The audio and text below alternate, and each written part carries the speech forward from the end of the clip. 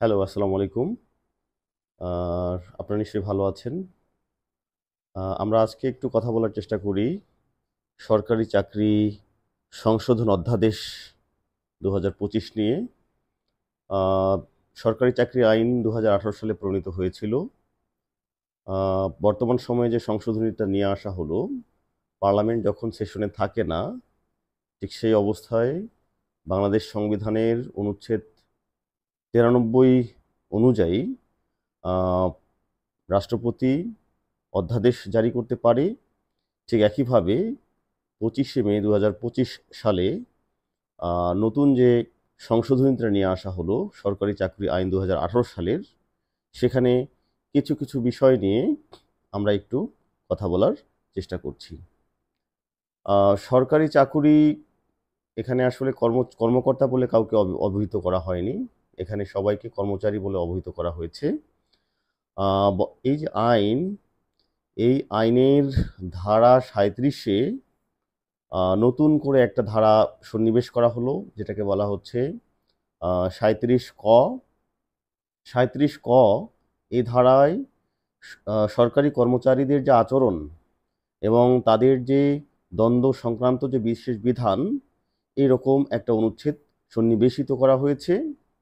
আহ, সামগ্রিক যে পরিস্থিতি বর্তমান সময়ে বিভিন্ন জায়গায় যে বিভিন্ন আন্দোলন, মিছিল, বিশেষ করে সরকারি চাকুরিতে কর্মরত অবস্থায় এরকম কর্মচারী যদি এই জাতীয় কোনো অ্যাক্টিভিটির সাথে সংশ্লিষ্ট থাকে, সেক্ষেত্রে আসলে এই যে ২০২৫ সালের যে সংশোধনীটা নিয়ে আসা হলো, সেটার কোনো লঙ্ঘন কিনা আমরা একটু দেখার চেষ্টা করি।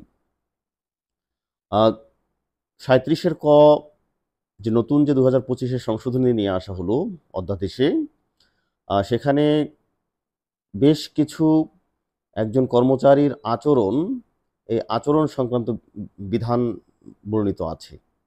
যেমন আহ, বলা হচ্ছে যে এমন কোনো কার্যে লিপ্ত থাকা যা ইনসাবঅর্ডিনেশনে শামিল। ইনসাবঅর্ডিনেশন, দ্যাট মিনস অবাধ্যতা।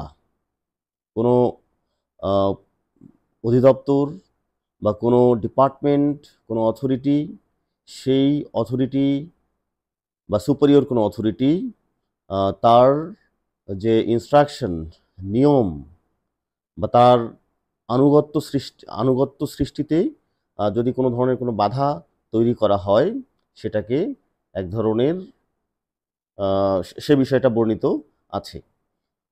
অন্যান্য কর্মচারীর সহিত যদি সমবেতভাবে অথবা এককভাবে, ছুটি ছাড়াই অথবা কোনো যুক্তিসঙ্গত কারণ ব্যতীতই তিনি অনুপস্থিত থাকেন কর্মে, অথবা আহ, এই কোনো কর্ম সম্পাদন করবার ক্ষেত্রে তিনি ব্যর্থ হন, এরকম কোনো বিষয়কে অন্তর্ভুক্ত করা হয়েছে।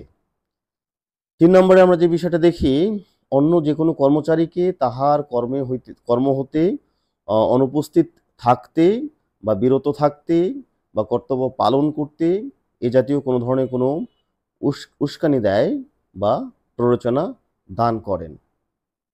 আমরা ১ নম্বরে বললাম যে ইনসাবঅর্ডিনেশন, অবাধ্যতা, কর্তৃপক্ষের, সুপারিয়র অথরিটির কোনো ইনস্ট্রাকশন যদি মেনটেন না করেন, মেনে না চলেন, ছুটি ছাড়াই যদি তিনি কর্মে অনুপস্থিত থাকেন বা কোনো কর্তব্য পালনে ব্যর্থ হন, সম্পাদনে ব্যর্থ হন।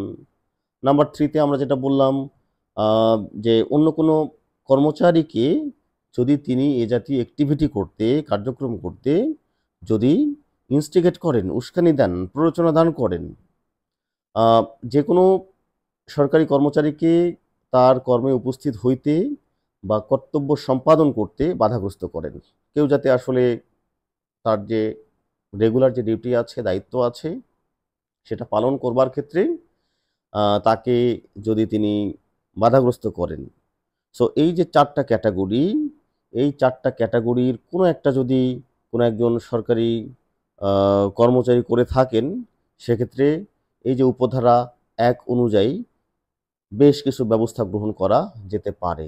ব্যবস্থা বলতে আমরা যেটা বলছি যে বেশ কিছু দণ্ড প্রদান করা যেতে পারে, পানিশমেন্ট দেয়া যেতে পারে। ১ নাম্বার কি হতে পারে? যে তাকে নিম্ন পদে পদায়ন করা যেতে পারে, বা নিম্ন বেতন যে গ্রেড, যেটাকে আমরা বলছি যে নিম্ন পদে পদায়ন, চাকরি থেকে অপসারণ করা যেতে পারে এবং চাকরি হতে বরখাস্ত করা যেতে পারে। সো এই যে অ্যাক্টিভিটিগুলো করবে বা এই যে পানিশমেন্টের যে বিধানগুলো, এই সংক্রান্ত নিয়োগকারী যে কর্তৃপক্ষ আছে তারা এই জাতীয় বিষয়গুলো যে যার বিরুদ্ধে অভিযোগ তাকে জানাতে পারে, এরকম 7 দিনের একটা শোকজ নোটিশ দিতে পারে, এবং এভাবে কর্তৃপক্ষ ব্যবস্থা নিতে পারে। রাষ্ট্রের একজন সুনাগরিক হিসাবে রাষ্ট্রের যে আইন কানুন যেগুলো আছে সেগুলো আমাদের সকলের জানা উচিত, এবং সেগুলো মেনেই আসলে আমাদের দায় দায়িত্ব যেগুলো আছে সেগুলো পালন করা উচিত। নিশ্চয়ই আপনারা ভালো থাকবেন। পরবর্তী কোনো আইনি বিষয় নিয়ে আবার কথা হবে। ভালো থাকবেন। আসসালামু আলাইকুম।